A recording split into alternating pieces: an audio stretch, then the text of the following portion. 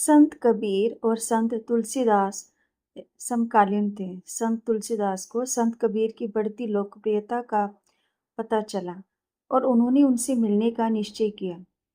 वे दिल्ली गए और उस मोहल्ले में पहुंचे जहां संत कबीर रहते थे।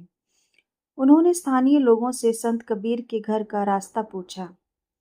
संत कबीर एक संत होने के साथ साथ एक बुनकर के रूप में भी प्रसिद्ध थे। किसी ने दूर कोने में एक छोटी सी झोपड़ी की ओर इशारा किया, लेकिन उस तक जाने वाली सड़क के दोनों ओर कसाई की दुकानें थीं, जहां कटे हुए बकरे और मुर्गियां रखी थी। संत तुलसीदास शुद्ध ब्राह्मण थे। उस गली से गुजरते हुए उन्हें बहुत असुविधा हो रही थी। उन्होंने अपनी नाक हाथों से ढक ली और बीच-बीच में थूकते भी रहे, क्योंकि उन्हें पहले ऐसी स्थिति का आभास नहीं था।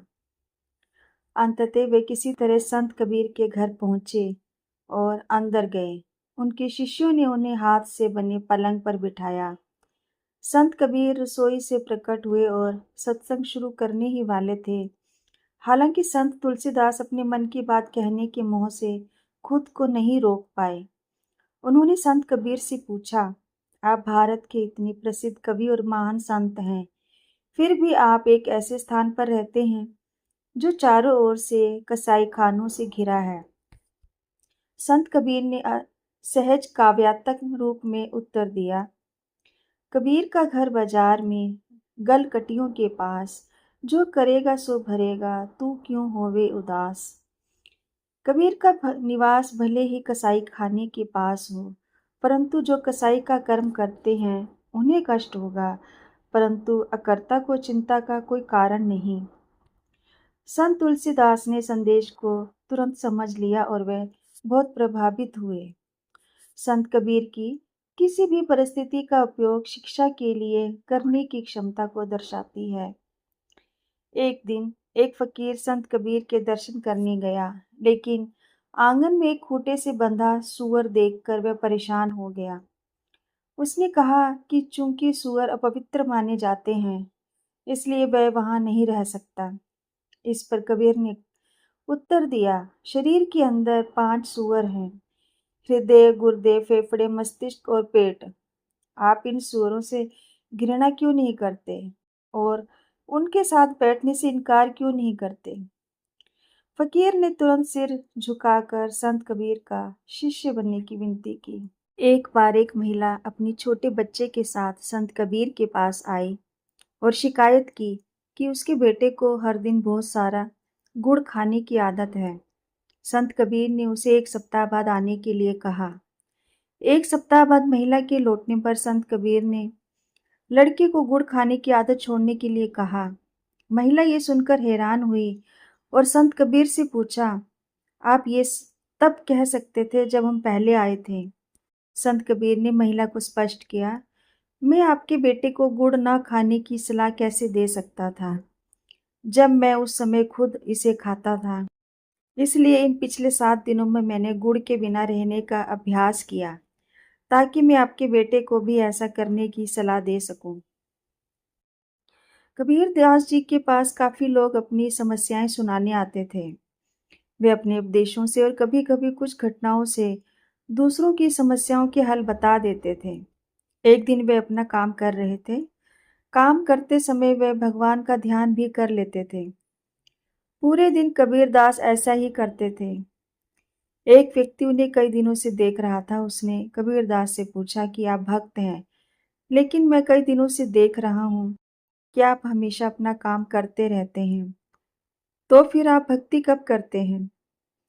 आपको अलग से भक्ति करते हुए मैंने नहीं देखा। कबीर दास जी ने उस व्यक्ति की बात सुनी और कहा कि इस प्रश्न का उत्तर मैं दूंगा, लेकिन अभी तुम मेरे साथ चलो, हम थोड़ा घूम के आते हैं। कबीर दास जी की बात मानकर वह व्यक्ति उनके साथ चल दिया। रास्ते में उन्हें एक महिला दिखाई दी। वह महिला पानी भरकर लौट रही थी। उसके सिर पर पानी से भरा मटका रखा था और वह अपनी मस्ती में गीत गाते हुए जा रही थी। उस महिला ने मटके को पकड़ा भी नहीं था। उसके सिर पर मटका स्थिर था और उसका पानी भी नहीं छलक रहा था। कबीर दास जी ने उस व्यक्ति से कहा कि ये महिला पानी लेकर जा रही है, सिर पर मटका रखा है, लेकिन उसने मटका पकड़ा भी नहीं है और गीत गाते हुए जा रही है। इसका ध्यान अपने मटके पर है, गाने पर भी है और रास्ते पर भी है। कबीर जी ने उस व्यक्ति को आगे समझाया कि इस महिला की तरह ही मैं भी काम करते करते भगवान का ध्यान कर लेता हूँ, भक्ति कर लेता हूँ। दुनियादारी के काम करते हुए मेरा भी मन भगवान की भक्ति में लगा रहता है। मैं ये काम भी कर लेता हूँ और भक्ति भी करता हूँ। ठीक इसी तरह जीवन में संतुलन बहुत जरूरी है। हमें धन भी कमाना चाहिए और भक्ति भी करते रहना चाहिए। जब हमारे जीवन में संतुलन रहता है, तो हमारा मन शांत रहता है और हमें सफलता मिलती है। कर्म करते समय भक्ति भी करेंगे तो सकारात्मकता बनी रहेगी और काम करने का साहस भी बना रहेगा। संत कबीर को भारत में जन्मे अब तक के सबसे महान कवियों और रहस्यवादी में से एक माना जाता है। उनका मानना था कि मनुष्य समान है और ईश्वर के साथ एकाकार होना ही प्रत्येक व्यक्ति का अंतिम लक्ष्य है। ईश्वर के प्रति उनका प्रेम और समर्पण उनकी कविताओं में स्पष्ट रूप से झलकता है। पवित्र ग्रंथ गुरु ग्रंथ साहिब में इस महान संत कबीर के 500 से ज़्यादा पद हैं। संत कबीर के पद या दोहे आज भी लोग श्रद्धा और विश्वास के साथ गाते हैं। महान संत कबीरदास एक साधारण जुलाहा थे। वे सिद्धांतों के पक्के थे और जो उपदेश देते थे उसका पालन भी करते थे।